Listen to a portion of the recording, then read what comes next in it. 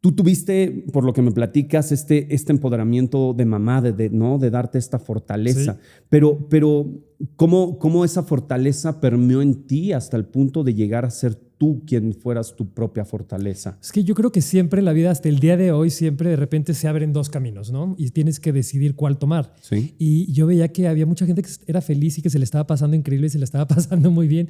Yo decía, yo también quiero ser así de feliz y pasármela bien, pero es el momento en que tú puedes hacer tu fórmula y decides que basta, que no más. O sea, que no tienes por qué vivir para las personas. Para mí fue algo muy curioso porque fue algo que me sucedió accidentalmente. Estaba tomando un vuelo y entonces tenía una escala y iba a tomar otro vuelo y de repente, pum, que se retrasó el vuelo. Pero esto es de que se retrasa 5 horas. Y yo, no es posible, qué horror, ¿qué voy a hacer atrapado en este aeropuerto?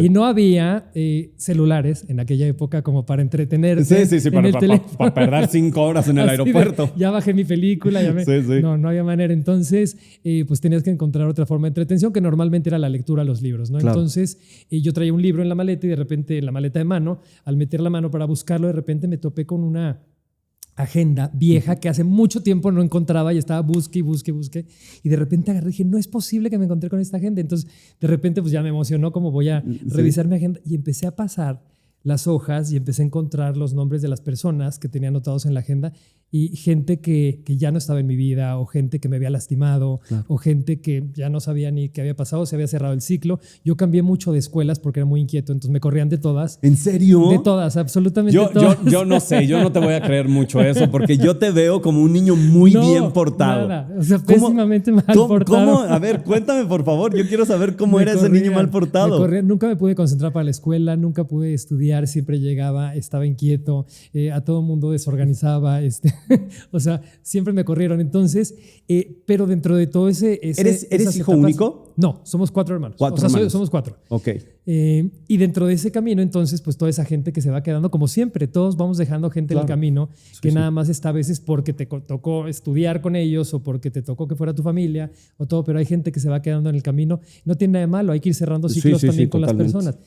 Y de repente empecé a ver que mi vida siempre había estado basada en lo que esas personas pensaran o lo que esas personas me decían o si esas personas me atacaban o cómo me hacían sentir. Entonces yo era un títere de las personas que estaban en esa agenda perdida y en ese momento me cayó el 20 y me di cuenta y dije, ninguna de estas personas está en mi vida. Ninguna de estas personas me importa, ni lo que piensa, ni lo que siente, ni lo que opina de mí, ni absolutamente nada.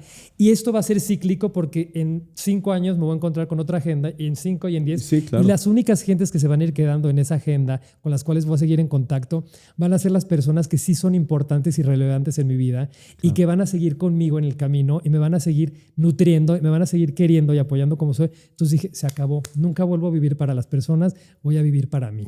Pero ¿cómo llegaste a ese lugar? Fue suerte. No es suerte. Nada en esta vida es suerte. Todo es conocimiento y todo es experiencia. Claro. ¿No? Y creo que escuchar evidentemente estas anécdotas de pronto generan una reflexión en la que me gustaría encontrar ese lugar en el que visualmente podamos descubrir cómo pasamos de este niño que hacía revoltijos y que lo corrían de escuelas y que cambiaba de escuelas. ¿Qué pasó en esa infancia que le generó esta conciencia de poder ver la vida diferente? Sí, siempre he sido, la verdad, sí, como muy... o sea, al mismo tiempo que un desmadre, al mismo tiempo siempre he sido una persona súper dedicado, súper constante, súper centrado, súper maduro. Entonces, yo creo que todo eso jugó a mi favor, por personalidad, por cómo soy, jugó a mi favor y pude como aterrizar y establecer las cosas en mi vida. En ese momento, cuando pasó eso de la agenda, que tenía como 16, 17 años, también en ese momento era como probarle a tus amigos, ¿no? Que tenías novias y que subías y bajabas. Y tuve muchas novias, me enamoré, la pasé increíble y todo, pero siempre había algo que faltaba que me cuadrara, conocer ese primer amor, claro. ¿no? Entonces pasaron unos años más y de repente el día que sentí, ¿no? O sea, ese flashazo así de amor que lo diferencias de todo lo que había sentido antes, es cuando me di cuenta y dije, no, definitivamente tengo que aceptar, asumir mi sexualidad y también poder rodearme de la gente que lo acepte y que me ama, ¿no? O sea, que siempre tu familia es lo primero que te preocupa, ¿no?